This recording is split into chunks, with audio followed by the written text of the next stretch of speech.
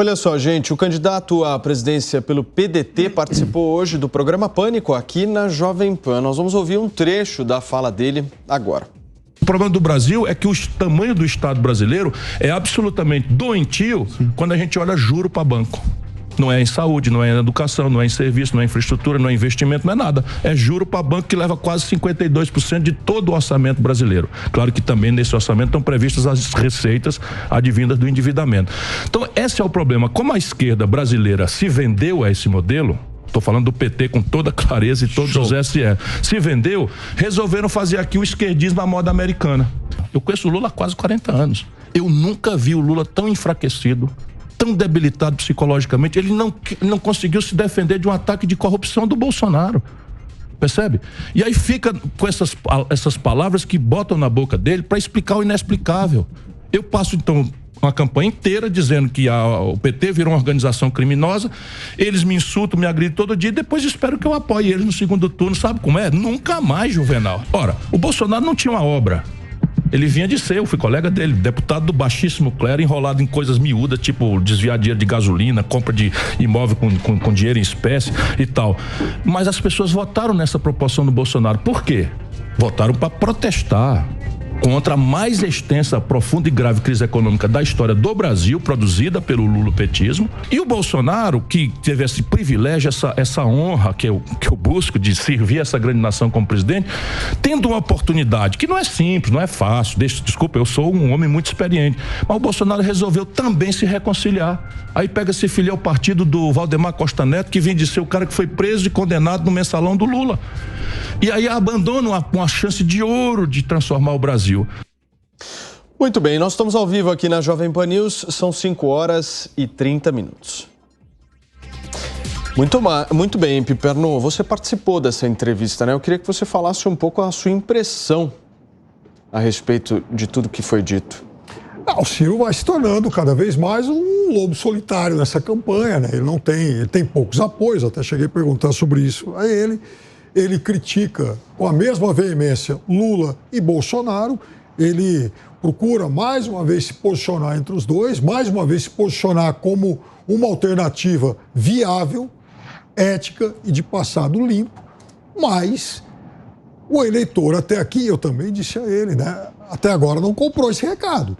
Tanto que ele tem, desde o começo da campanha, e foi outra coisa questionada a ele, de 6% a 9%. Ora, se nos últimos 6, 7, 8 meses o discurso foi sempre o mesmo e ele não consegue se mover nas pesquisas eleitorais, é porque esse discurso tem alguma coisa de errado. Pelo menos a percepção das pessoas não é aquela que ele e os seus marqueteiros imaginam. Agora, então, eu acho que a campanha comete muitos erros. Uma dúvida que eu gostaria de colocar aqui para vocês. Vocês acham que existe alguma possibilidade de junção de Ciro Gomes e Simone Tebet numa única chapa? O que você acha, Serrão?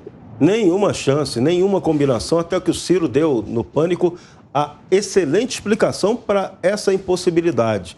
A Simone Tebet é uma candidata praticamente dela própria. Ela briga dentro do PMDB contra uma maioria dentro do MDB que quer apoiar Lula. Uma outra parte do MDB que não fala, mas que vai apoiar Bolsonaro. E a Simone vem aí, foi aquela que veio para cuidar ali do restinho importante que o MDB tem de fundo eleitoral. Então ela é a candidata para isso.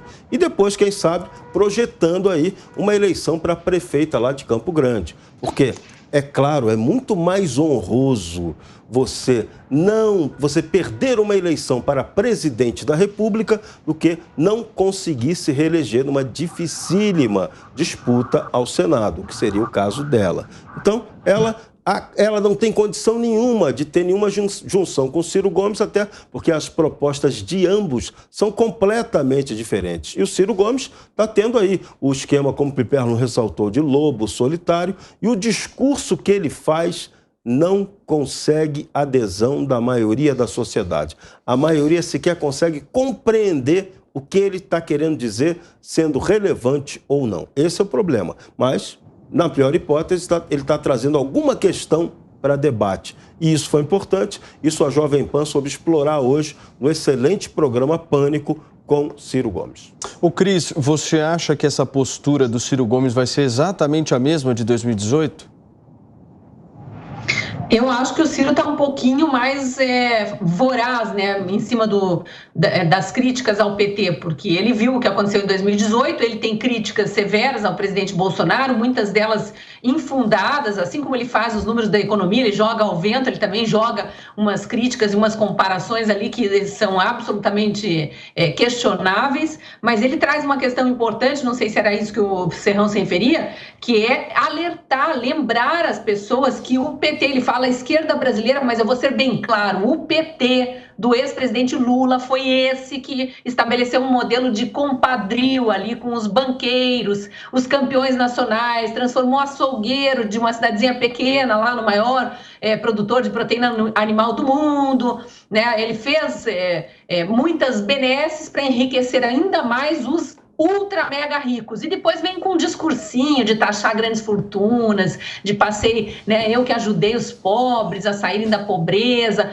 engambela os distraídos ou os muito, mas muito mesmo desinformados por motivos diversos. E o Ciro, eu acho que ele realmente ele consegue levar aqueles que não querem ir com Bolsonaro, não querem ir com Lula, não são muito esquerda, mas também não são muito direita e tal, talvez num primeiro turno, uma leva aí de 8% a 10% mesmo, como já foi em outros anos. Mas depois vai sumir do mapa, provavelmente em Paris ou em alguma outra capital bonita do mundo. Fala, Constantino. Eu acho que a essência dessa entrevista foi esse recado muito claro. Ele não vai apoiar o Lula no segundo turno. Isso acho que ficou bem claro, né? Agora, o Ciro Gomes é isso, né? Verborragia de números, ataque com a metralhadora giratória para todos os lados, muitas fake news e mentiras, como, por exemplo, equiparar a corrupção do PT com o Bolsonaro no baixo clero, e aí ele não tem o que mencionar, menciona compra de imóveis com dinheiro em espécie. Fake news, né? Já está claro que houve uma distorção aí de uma parte da imprensa em relação a essa pesquisa que fizeram com tudo que tinha Bolsonaro, até cunhado, parente de quinto grau, sei lá o quê, dinheiro em moeda corrente, não é espécie, não é mala de dinheiro. Mas deram a entender isso. Ele não consegue equiparar o mensalão e o petrolão a nada do Bolsonaro. Ele joga no ventilador para ver se colar, colou. Agora, o Ciro virou em economia o homem de uma nota só, né? Ele era uma espécie de despachante ali, de garoto de recado do Steinbrück na Fiesp. Então, tudo que ele fala é da taxa de juros. O Estado brasileiro é gigantado porque paga juros para banqueiro. Então, ele está atacando para o fenômeno, né? Ele está apontando assim, tem uma febre aqui. Eu estou vendo o termômetro e está dando 41 de febre. E ele quer quebrar o termômetro para resolver o problema da febre. Ele não entende como é que o Brasil chegou a esse problema, porque ele tem uma mentalidade anacrônica, esquerdista. Ele não consegue entender que existe um estoque de dívida por conta da hipertrofia estatal, que o Estado é, sim, gigante em tudo, e por não ter privatizado as estatais, não ter reduzido a gastança, não ter feito uma reforma previdenciária antes, que realmente diminuísse a bomba relógio, a bola de neve, que é a aposentadoria do setor público. Ele não entende que isso fez o Estado virar dependente de agiotas. Então ele quer o quê? Moratória. É que nem ele fala no SPC, vamos deixar de pagar. Tira a pessoa do SPC. Parece aquela coisa, volto com o seu amado em 3 dias. Né? O Ciro Gomes virou isso, virou pichação de poste. Né? Vote em mim que eu te tiro do SPC em 3 dias e declaro guerra à taxa de juros dos bancos. Quer dizer, ele está querendo atacar sintoma, ele quer quebrar termômetro. Ele não consegue entender, como o Paulo Guedes consegue, o que trouxe o Brasil até aqui, o que é preciso ser feito para tirar. E o Paulo Guedes está fazendo o que precisa ser feito para tirar. Está fazendo. O governo Bolsonaro começou com uma reforma previdenciária que economizou R$1 trilhão em 10 anos. O dobro daquela prevista pelo Temer. Só que a gente foi atropelado por uma pandemia que foi seguida de reações insanas, como lockdown, essas coisas aí que os prefeitos e governadores de esquerda defenderam. E alguns aí, supostamente de direita, antes que o PPA não reclame. Né? Mas foi uma coisa criticada pelo Bolsonaro e por liberais de verdade, por conservadores, que viram uma insanidade nisso, um autoritarismo, uma visão pseudocientífica arrogante. Então, assim, o Brasil está, sim, e essa é a nossa enquete de hoje, retomando aos trilhos e de forma sustentável, resolvendo problemas estruturais. Agora, o Ciro quer chegar chutando a porta da frente e arrombando os cofres e falando, cheguei meti a mão no dinheiro, agora vamos distribuir. Isso não deu certo em lugar nenhum do mundo. Já que o Constantino citou, coloca aí, Edu, na tela o resultado parcial da nossa enquete, que está aberta, esperando o seu voto, a sua participação. A gente quer saber justamente se vocês estão aprovando a situação econômica aqui do nosso país. 92,2% está dizendo que sim, 7,7% está dizendo que não. Já passamos aí dos 2.000 votos, 2.000 participantes, então corre lá no site da PAN, vota, participa. Piperno, deixa eu só trazer um outro ponto dessa discussão aqui a respeito de Ciro Gomes, que é a fala dele sobre Lula. Porque Ciro Gomes diz claramente que o Lula está enfraquecido e debilitado. O que ele quer dizer com isso? Não, ele acha que o Lula está psicologicamente debilitado, né? Por tudo que passou nos últimos tempos, pelos muitos desgastes emocionais. Até alguém brincou, mas o Lula postou aquela foto lá, mostrando as cores e tal, e o Ciro brincou, isso aí é tudo Photoshop e tal.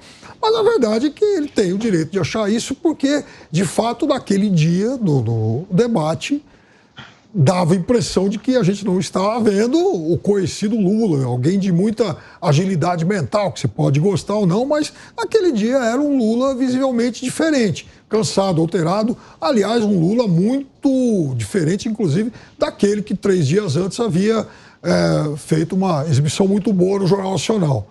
Mas, veja, o Ciro, ele quer apontar diferenças claras entre ele e o Lula. Eu nem vou colocar o Bolsonaro nisso, porque são evidentes as discussões, as diferenças entre os dois. Agora, o Ciro fez parte do primeiro governo Lula. Então, é óbvio que é lá que ele tem que mostrar que já hoje eles são personagens absolutamente assimétricos.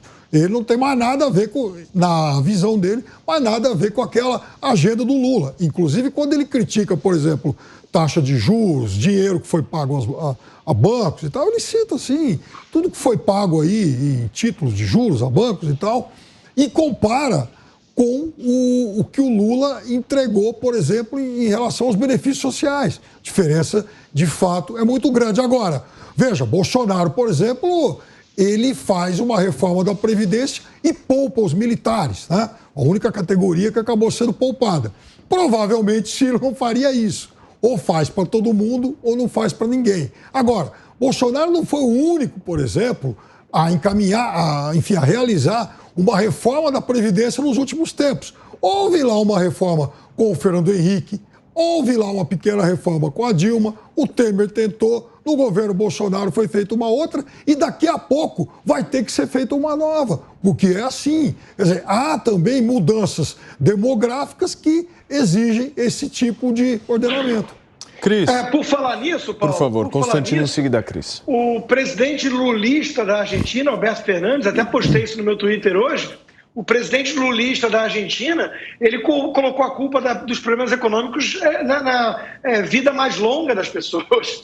Isso é a visão estatólatra, coletivista, né? Que acha que tudo tem que ser do Estado. O Estado tem que cuidar de todos, do berço ao túmulo. E aí você começa a ver a pessoa viver mais tempo como um problema econômico, né? Quer dizer, olha como a visão estatólatra, coletivista da esquerda chega a ser quase satânica. O seu amigo das Minas Energia falou que é mais caro contratar mulher, falou que é mais difícil contratar mulher, que mulher engravida e tudo mais. São visões deturpadas, né? Não, isso não é deturpado, isso é óbvio. Por isso que quando você ignora a biologia, prejudica as mulheres. Isso. Todo liberal sabe disso. Aí tem que pagar menos, né? Tem que pagar menos porque ela sabe. Eu não disse que tem que pagar menos. Eu disse que se você quiser forçar a mão nesse aspecto, você vai prejudicar as mulheres e depois vai fazer cara de paisagem. Certo. Ou por que tem mais mulheres desempregadas? Então você tem que ser realista. Agora, você reclamar como um problema econômico o fato das pessoas estarem vivendo mais anos de vida,